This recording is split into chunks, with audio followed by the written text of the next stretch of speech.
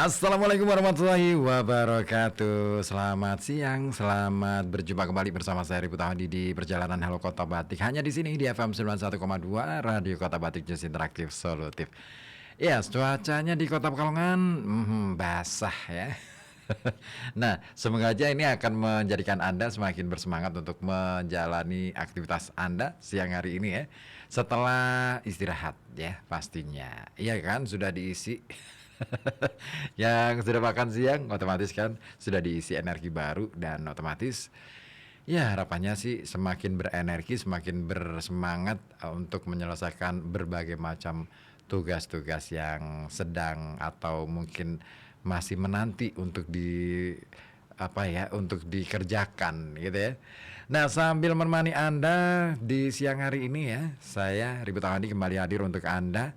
Tentunya untuk berbagi informasi, berbagai informasi yang tentunya menarik untuk Anda simak. Pastinya Anda juga bisa bergabung lewat saluran telepon 0285424474 ataupun melalui WhatsApp di 0855420912. Nah, dan informasi pertama ini kawan. Nah, kita ngomongin ini yuk, matematika. Apa kesan Anda tentang matematika? Pasti ya, yang namanya matematika bikin pusing, bikin puyeng gitu kan. Tapi sebenarnya bukan itu sih. Matematika itu bukan soal hitung-hitungan sebenarnya, tetapi lebih pada bagaimana kita bermain pada ranah logika. Nah, ada informasi menarik soal yang satu ini, bahwa melalui matematika, seorang astrofisikawan Harvard ini bisa membuktikan eksistensi Tuhan secara ilmiah. Gimana ceritanya? Jadi gini, ya selama ini ya kita beranggapan asumsi mengenai agama dan sains itu dianggap sebagai dua entitas yang saling bertentangan. Ya bisa dibilang seperti dua sisi mata uang yang berlainan ya, yang berbeda. Agama berlandaskan pada keyakinan sementara sains dibangun atas fondasi logika dan bukti empiris ya. Kalau agama itu berdasarkan pada keyakinan dan kepercayaan, logika dalam sains itu justru kesangsian gitu ya. Namun pertanyaan mendasar itu justru muncul ketika kita membayangkan kemungkinan pertautan di antara keduanya. Mungkin nggak ya? Nah, apa yang terjadi kira-kira ketika wilayah keyakinan dan rasionalitas saling bersinggungan? Ya, ini dia. Baru-baru ini kawan, seorang ilmuwan dari Universitas Harvard ini memicu gelombang diskusi yang menarik perhatian banyak pihak dengan klaimnya yang boleh dibilang kontroversial. Dia menyatakan bahwa dirinya meyakini bahwa telah berhasil merumuskan sebuah persamaan matematika yang menurutnya nih ya dapat membuktikan keberadaan Tuhan. Wow, ini. Nah, tokoh ilmuwan di balik klaim yang mengembarkan ini adalah Dr. Willy Sun yang seperti dilansir oleh Times of India, dia ini seorang astrofisikawan serta insinyur kedirgantaraan yang memiliki reputasi di bidang itu ya. Nah, dalam sebuah wawancara eksklusif di Tucker Carlson Network, Dr. Sun ini mengemukakan pandangan pribadinya bahwa hubungan antara agama dan sains ini jauh lebih erat dari yang selama ini disadari oleh banyak orang. Nah, ia berpendapat bahwa prinsip-prinsip matematika yang merupakan bahasa universal alam semesta dan berbagai penemuan ilmiah justru memberikan dukungan terhadap gagasan bahwa alam semesta ini tercipta dengan tujuan yang terarah, terstruktur, tersistem ya, jadi teratur. Nah, argumen ini menantang pandangan umum yang memisahkan agama dan sains sebagai dua ranah yang terpisah.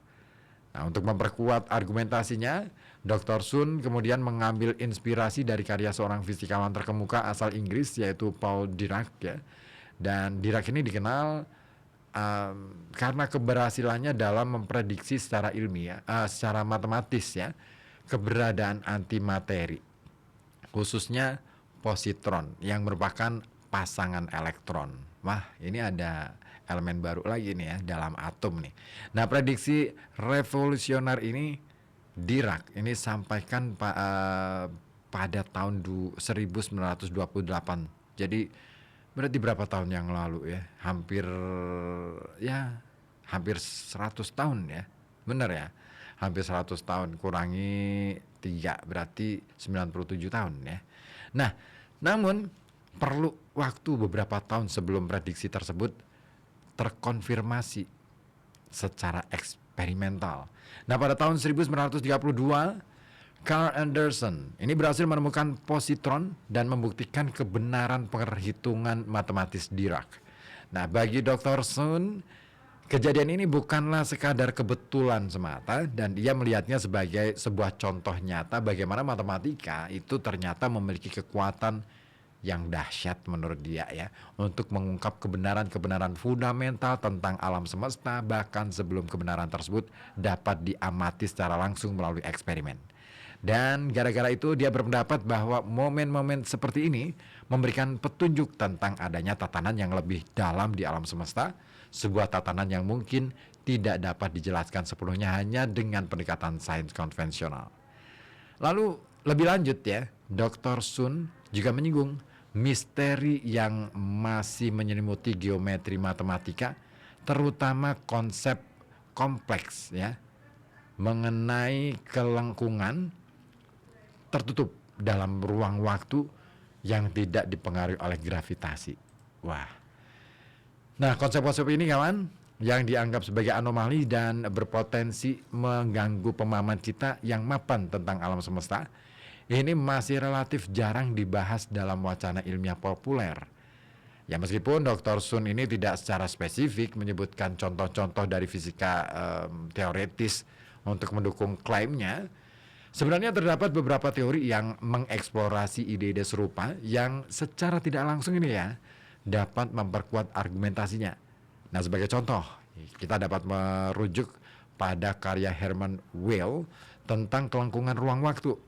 Weyl menawarkan pendekatan yang berbeda untuk mengukur struktur ruang dengan mendefinisikan medan gravitasi ya, tanpa harus bergantung pada konsep-konsep massa energi tradisional.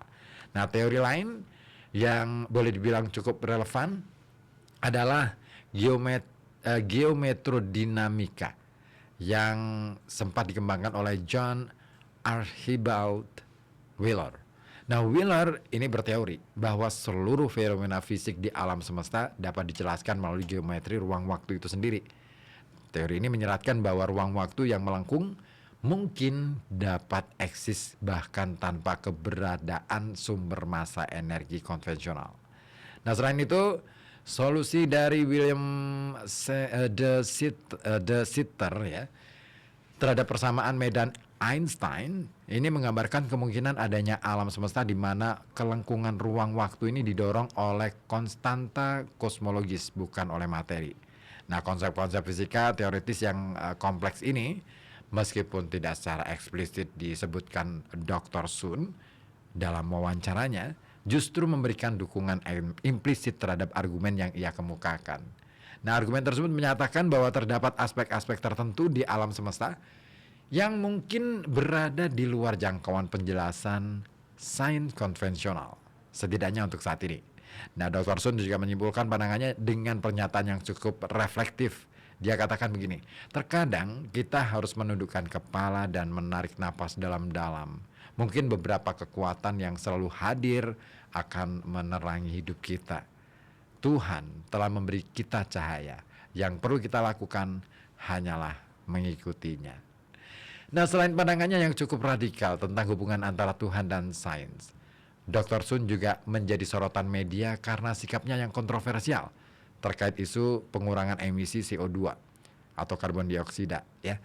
Ia secara terbuka menyebut CO2 sebagai gas kehidupan dan berargumen bahwa peningkatan kadar gas ini di atmosfer justru bermanfaat bagi pertumbuhan tanaman dan produksi pangan, alih-alih merusak planet bumi.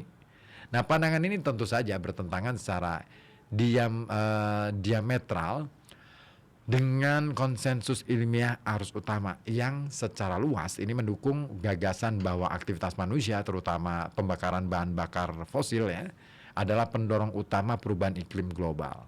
Nah sebaliknya, Dr. Sun meyakini kalau variasi alami aktivitas matahari merupakan penyebab utama dari pemanasan global yang terjadi saat ini. Nah terlepas dari pandangannya yang berbeda mengenai CO2, teori utama Dr. Sun tetaplah upayanya untuk menjembatani kesenjangan antara dua ranah yang sering dianggap terpisah, yaitu sains dan agama. Dan dengan demikian membuka ruang untuk diskusi yang lebih mendalam dan inklusif mengenai topik-topik fundamental yang memengaruhi eksistensi manusia. Wow, gila aja. Keren ya kalau ada ilmuwan kayak gini ya. Ada aja deh teman-temannya. Anda gimana menyikapi ini? Sains dan agama. Mungkinkah bisa apa ya istilahnya, dikolaborasikan, dielaborasi barangkali? Saya tunggu komentar Anda di 0285424474 ataupun melalui WhatsApp di 0855420912. Baik, sambil